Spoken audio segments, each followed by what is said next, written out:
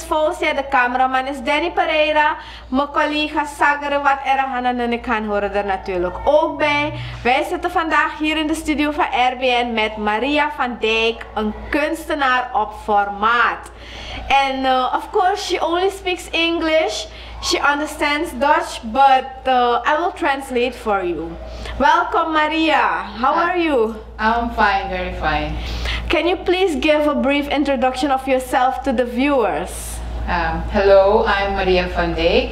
I'm from the Philippines, and right now I'm living with my husband, with my Dutch husband here in Suriname, and right now I am continuing my passion in visual arts. Maria is een kunstenaar. Ze is van de Filipijnen en haar man is van Nederland. En zij wonen in Suriname hier. Ze wonen in Kommerwijnen, om precies te zijn de right bank of the Kommerwijnen River. De rechteroever van de Kommerwijnen rivier. En ja, de passie is natuurlijk kunst, hè? Art.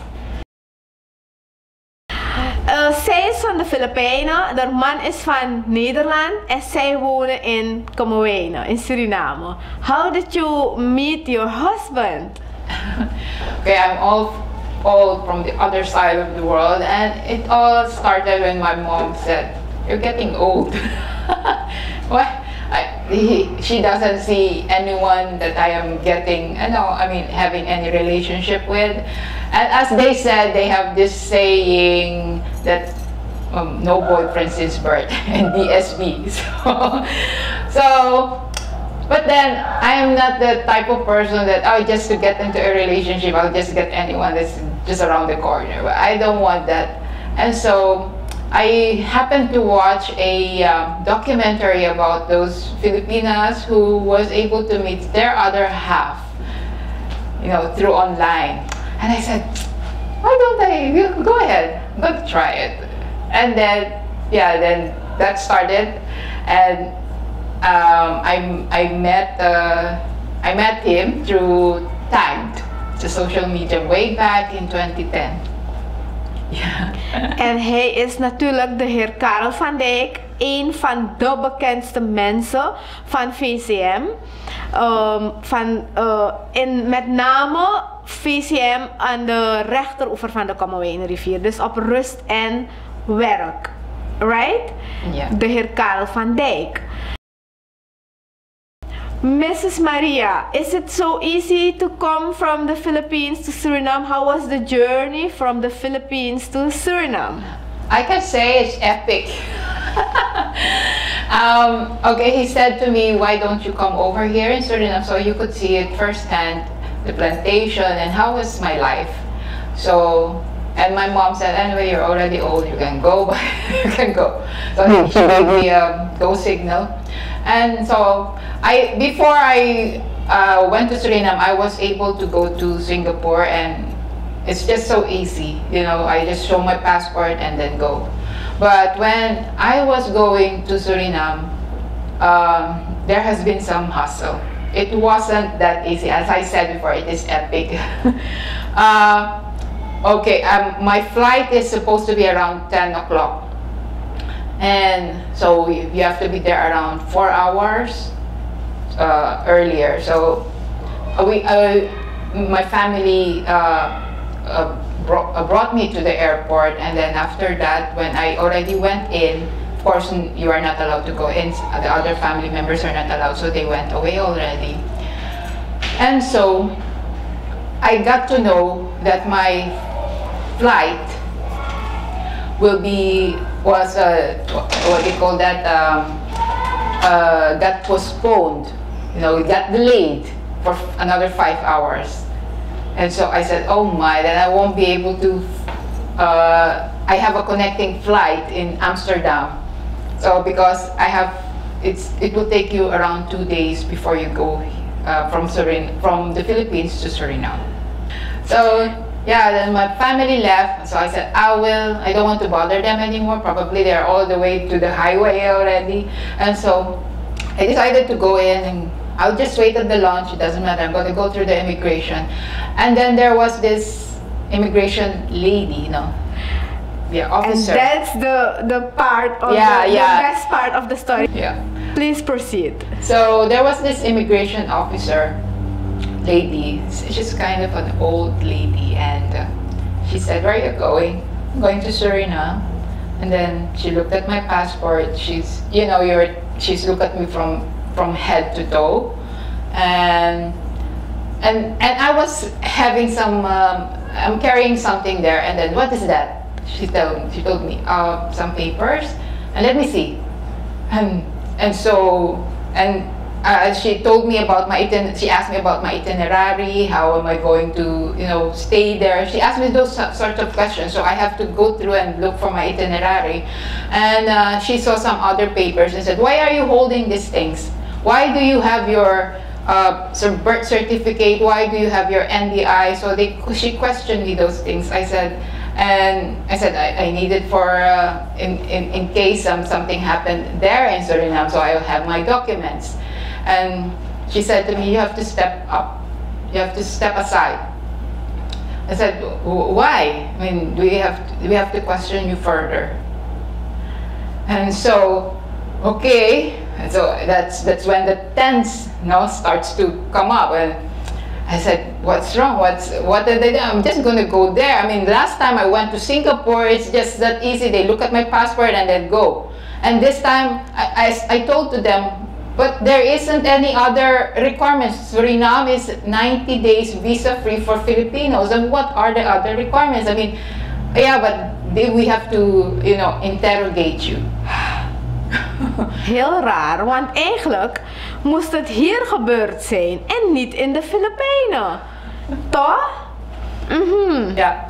And so they were asking me, "Where is your invitation?" I said, "What? Invitation? How am I going to get an invitation at this time? But you need that." And then, "So you cannot go."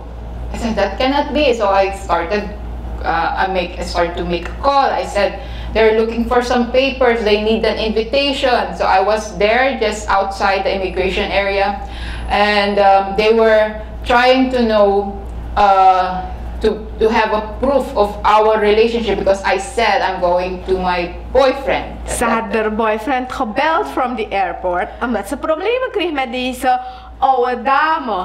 Yeah, and so you can see that we have 13 hours of difference now. So I was calling him at around, I think, going to be 12 o'clock, midnight here. And I said, "I need some documents. I need that you have to send me your passport, a scan of your passport, invitation letter, even if it's just handwritten. I'm going to give you a draft." So I sent him an email. So I have my laptop during that time, and thank God there's a Wi-Fi, so I could message him. And then when I was calling him... Let me translate it for you guys. Dus ze belt de boyfriend, met wie ze nu natuurlijk getrouwd is, zoveel jaren, 10, 15 jaren. Ze belt hem vandaar om aan te geven dat ze problemen heeft, dat die oude vrouw bij de balie, vraagt naar bewijs dat ze een relatie heeft met iemand. En je kan je voorstellen, het tijdsverschil is 12 uur, dus hier was het middernacht. And so I said to him, "You have to say that you're gonna accommodate me, you're gonna take care of everything now, everything that I'll be needing here in Suriname." So, but then the problem is he's living back then in the city. Hij bleef in Paramaribo op dat moment en alle bewijs, alle papieren en documenten die zij nodig had op dat moment, het is middernacht in Suriname, hij is in Paramaribo en die papieren zijn helemaal in Kommerwijnen en niet eens op Meerstor, een rechteroever van de Kommerwijnenrivier. Je moet 2 rivieren oversteken om die documenten te halen middernacht. Yeah, so at 12 o'clock I was telling him it is an emergency because around 4 o'clock I have to be already there. I have to board the plane. So time is really running out, and so good thing during that time that the boatsman is still awake, that he's watching something, and he called the boatsman around 1 o'clock at night, and he said, "Can you take me?" he went all the way to Comuena and to scan his documents and to write the invitation letter, to scan everything that he needs. And so he sent it to me, and then the thing now is I have to print it. Dus één ding alleen kan ik zeggen. Het was één geluk dat er een persoon was aan boord bij KLM die een hartattack had. En dat die vlucht in Rusland, in Moskou, moest landen en vandaar die vertraging nu. Want die vertraging heeft ze gebruikt om die documenten in orde te maken. En de boyfriend, die was dus rond middernacht 1 uur in de ochtend een brief aan het schrijven om dat nou te scannen en te sturen, te e-mailen naar Philippines. Mm-hmm. And then they need, it's not enough, so they need the proof of our chats. So it's very personal. Alle chats, en toen had je geen WhatsApp, je had Messenger, je ging chatten via de computer. Yahoo Messenger. En dan moesten nu al die chats gaan uitprinten als bewijs voor deze old lady at the immigration, de oude vrouw en de immigration Bali. And so I went out of the airport. Before there, I was trying to ask some personnel from the airport if I can make a print. And they said no, it is officially only for their company, you know. And so I have to go. I was carrying my hand luggage, and then I have to. Someone said, "Oh, you can have it print there. There's a printer. There's a internet cafe on the other side." Yeah, but it's in the other side. But there's no way. There's no pedestrian lane to go there. Highway, highway. Oh, so I immediately called the taxi and I said I have to go to the other side. And so I went there to the internet cafe, and they were printing something, and I said, "Can you print these things? I need it right now. Please. Please stop the other printing and please help me first." Can you imagine? And so there are some other people also there was making some documents for the airport. I think they were also being stopped by the immigration. By the same lady, the old lady? There's several immigration officers there. So I was there and they said, "You have to wait." I said, "Oh my, I need it right now. I mean, my flight is, I will be offload if I don't print this out." And so I have to wait for some few minutes there. I mean, it seemed so like hours, of course. I was so tense. I was so tense already.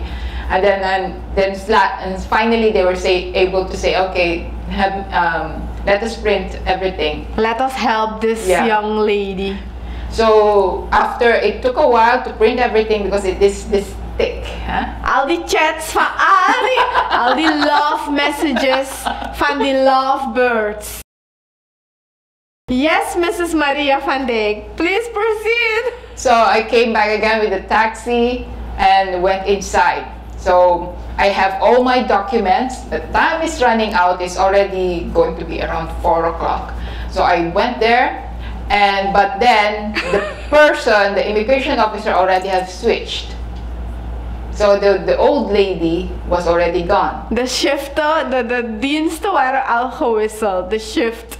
Yeah. Dus so there was now a younger man who is an immigration officer, and I said to him, "This is the documents that the other lady is requiring. This is the chat. These are this is the accommodation letter, the guarantee letter, the passport photo. So here it is."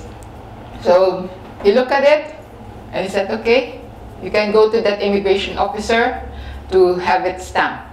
So I went there, time is running out, and I heard that I'm the only one that they are waiting by KLM. And so they gave me, vliegtuig ging alleen nog op haar wachten. Ken je dat moment in het vliegtuig? It has to take off, maar er is one passenger and they are calling in the mic, toch? Right? And she was the passenger. So I went there. They gave I put all my belongings there to be scanned. or even the shoes, everything has to be scanned, and then they gave me a stamp. And then I went, there's this KLM officer, those KLM agents there, and they said, "I'm sorry, ma'am, but you're already offload." I said, "What?" Oh. So it seems like everything crumbled. All the effort that I did it's like I've been like showered with something, everything crumbled at that time. And said, my blood flew. Ja. En ze heeft 2 vluchten die ze moet pakken, hè? Van Philippines naar Nederland met KLM en dan van Nederland naar Suriname. So I said that this cannot be, please do something. I was really begging them, do something. I said, I want to cry at that time. And then, then this guy said, okay, let me call again, if it's still okay. And then they made a call. And they said, "Okay, ma'am, you can go." And I was so relieved at that time. I was so relieved that I did not put on my shoes, and I ran towards the boarding lounge. Without shoes? Without shoes, I was running. And did someone tell you that the lady, the documents she was asking for were not necessary, not needed at all? Actually, in those kind of cases, the immigration can ask so many. I've heard the other time some people who are going away for just a vacation, they were asking their class pictures, or I said, these are so unnecessary. And so they can ask those things to you, even though it is not written that you are this place, this country is visa-free. You need to always be ready. But there are those unnecessary stuff that they ask from the people who's going to fly. I mean, like those class pictures, or even those alumni book that comes from the proof material. Yeah, and so I ran without shoes barefoot, just to get to the plane. And when I was inside, then I called my husband, my boyfriend then, and I said, finally, I'm inside. And do you have some tips for other lovebirds from other countries around the world? Well, I do hope that this thing still works. But when I went back to the Philippines, now I was already married to him, and I have to do my papers to be able to come back here. And so I was able to have a chance to meet with an immigration, someone from the immigration, because he became like my student from a multimedia workshop. And so I was able to ask to him some tips during that time, because I said I'll have to go back to my husband, but I don't want any more that kind of experience that I had before. And he said to me, okay, this is something that he told me, that, for example, you're a woman, a young woman, somehow it is better to go to an immigration officer that is a younger man. Don't go to older women, because they can, it's something like a respect of gender. That's what he said to me. That somehow, if it's an older woman, they are more experienced, and they could ask many things to you. And so if you're a man, you better go to an officer who is a woman. Dus ik ga het op mijn manier vertalen. Die tip die iemand anders er gaf was eigenlijk: ga liever niet naar een oude vrouw, een oudere vrouw. Want meestal zijn oude vrouwen bij welke balie dan ook een beetje lastig. Zo begrijp ik het. Het zijn niet haar woorden, het zijn mijn woorden. Ze zijn een beetje lastig, puntjes op de i, een beetje streng. En waarschijnlijk voelen ze alsof ze haar in bescherming moeten nemen tegen zoveel gevaren, weet je. Naar zo'n ver land, en misschien, ze weten niet dat ze gaat trouwen, misschien gaan andere gekke dingen met haar gebeuren. Dus ze hebben geprobeerd, die vrouw heeft natuurlijk geprobeerd om haar in bescherming te nemen. Maar als je dit alles wil vermijden, ga liever niet naar oude vrouwen, maar liever naar jongere vrouwen, of liefst jongere mannen. right? Yeah, it should be a different gender. If you're a woman, you go to an immigration officer that is male. If you're a male, you go to an immigration officer that is a younger female. That is, maybe if there's a lot of immigration officer that is during that time. I am sure you've experienced a lot of more things. Okay, then came the time that I have to go back to my husband. And so I put in mind all those tips. You know, I have all my documents with me. I have able to change my passport to his surname, so no more questioning about that. So, but then I'm still, you know, you still have that kind of trauma because of the previous experience. And so I was lining up, and then there's an airport agent that will show to you to which line you have to go. And so, okay, I have no choice, I have to go to this line. And then I was looking because it's a little bit longer, and I said, oh my, it's an older one. Again, an old lady, old woman. I said, I don't want anymore. I don't want to go through a problem anymore. So I have to pretend that I forgot something, or I lost something. It's like an earring. So I went out of the line trying to pretend that I was looking for something on the floor. Dus om te vermijden, ze was weer natuurlijk aan de beurt, ze had die trauma nog, dat gevoel van het kan me weer overkomen. En om te voorkomen, om te vermijden dat ze weer bij je oude vrouw belandde, deed ze alsof de oorbel of iets was gevallen op de grond en ze moest zogenaamd naar de oorbel zoeken, alleen om een beetje tijd te laten passeren en dat ze toch ergens anders belandt. En ik ben niet bij een oude vrouw. Yeah, and that's one thing. You have to look at also the lines. If the lines is longer, it means that the officer is questioning more. If it's shorter, it goes past by more easily. Then it means that the immigration officer at that moment is more easy to deal with. So dus je moet ook kijken, waar is die rij lang en waar is die rij, bij wie is die rij korter? Die zijn die moeilijke mensen en wie zijn die makkelijke mensen? Maar het is makkelijk voor vrouwen om, mijn oorbel, mijn ring, mijn knoop, iets is gevallen, ik moet het zoeken, vinden.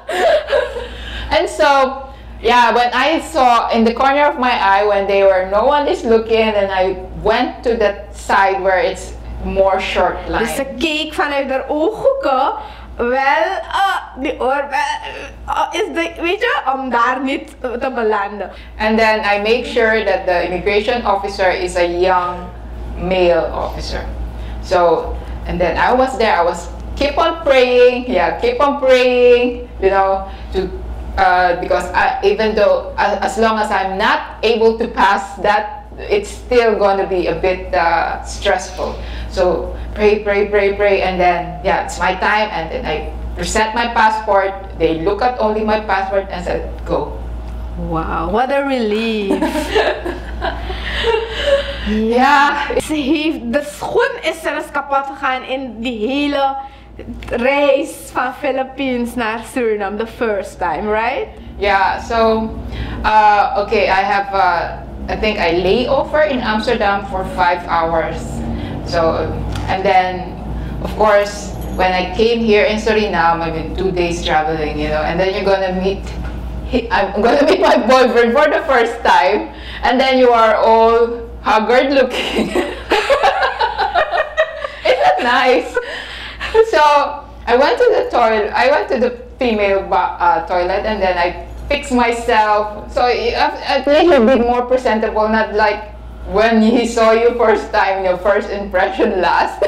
Kan je voorstellen, dat was haar allereerste ontmoeting met haar boyfriend, die nu haar man is.